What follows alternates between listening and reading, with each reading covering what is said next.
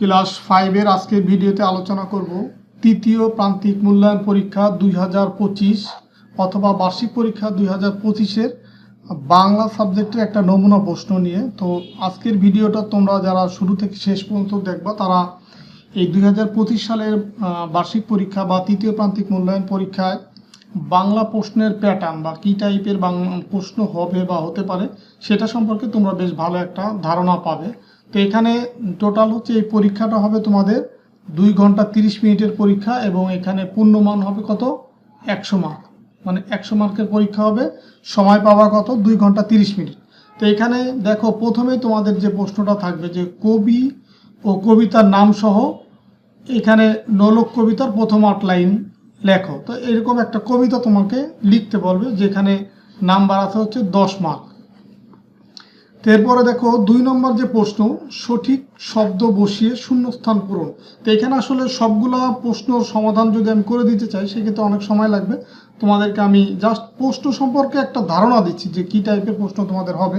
তো এখানে দেখো 2 নম্বর প্রশ্নে সঠিক শব্দ বসিয়ে শূন্যস্থান পূরণ করো। তো এখানে 5টা শব্দ আছে, এগুলা এই 5টা বাক্যে বসাতে হবে। যেমন হেতাই খুঁজি ড্যাশ খুঁজি সারা বাংলাদেশে, এখানে কি বসবে, এখানে হবে হোতাই খুঁজি, মানে এই যে এইটা বসবে এখানে।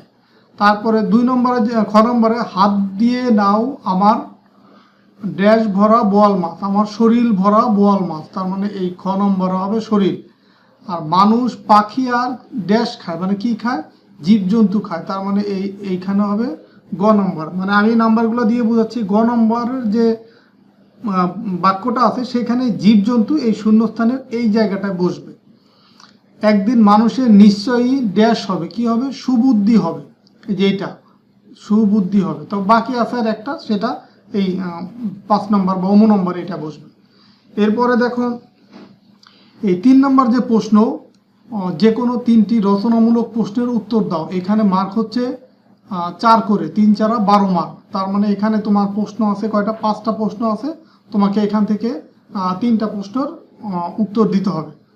এরপরে দেখো 4 নম্বর যে কোনো 4টি সংক্ষিপ্ত প্রশ্নের উত্তর দাও। তো এখানে হচ্ছে 2 করে মার্ক, যে 4 দুগুণে 8। তো এখানে তোমার প্রশ্ন আছে, এখানেও 6টা প্রশ্ন আছে। তো 6টা থেকে তোমাকে যে কোনো 4টি প্রশ্নের উত্তর দিতে হবে।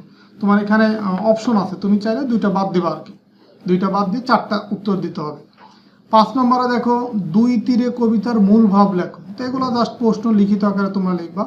6 নম্বর প্রশ্ন যে কোনো 5টি শব্দের অর্থ লেখো। তো এখানে শব্দ আছে কয়টা, শব্দ আছে টোটাল হচ্ছে 1 2 3 4 5 6 7টা আছে। এখান থেকে তোমাকে 5টা উত্তর দিতে হবে, মানে জাস্ট শব্দের অর্থ লিখবা। যেমন সারা শব্দের অর্থ কি, সারা শব্দের অর্থ হচ্ছে সম্পূর্ণ বা সমগ্র। ভরা অর্থ হচ্ছে পূর্ণ বা বোঝাই, মানে তুমি যে কোনো একটা অর্থ লিখবা আর কি। বাঁক মানে হচ্ছে নদী বা রাস্তার মোড়। কাদা, কাদা অর্থ হচ্ছে কান্না করা বা রোদন করা, যে আমরা বলি না কান্না করা, এরকম আর কি। রোজ শব্দের অর্থ হচ্ছে প্রতিদিন।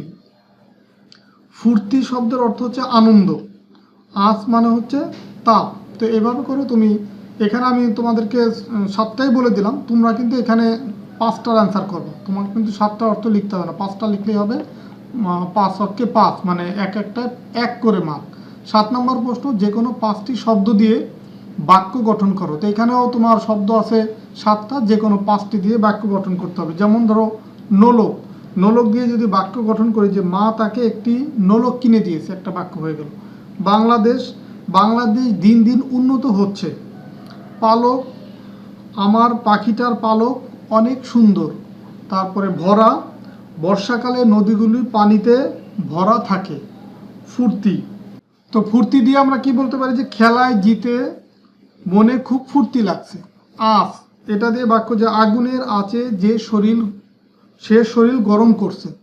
কুণ্ডলী, যে সাপটি কুণ্ডলী পাখি রয়েছে। তো এইভাবে তোমার এই 7টা থেকে তুমি 5টা দিলেই কিন্তু তোমার হয়ে যাবে।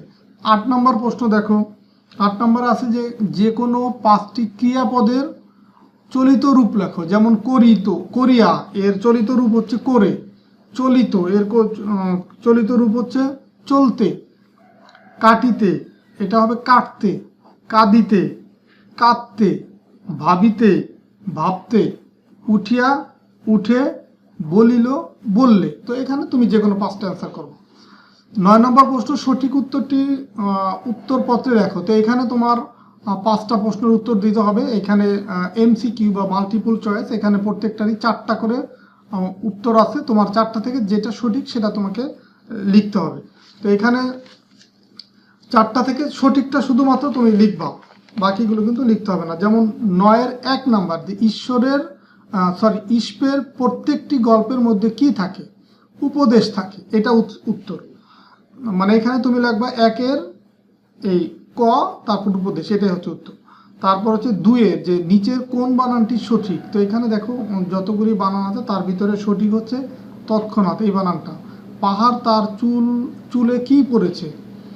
পাহাড় তার চুলে ফুল পড়েছে। 4 নম্বর, যে গাছের রান্নাবান্না কোথায় হয়? গাছের রান্নাবান্না হয় গাছের পাতায়, এইটা হচ্ছে উত্তর। 5 নম্বর, তামার জ্বালায় ঢাকনা সরে গিয়ে বের হলো কি? বের হলো ধোঁয়া বের হলো। তো এই হচ্ছে তোমার এই 5টার উত্তর।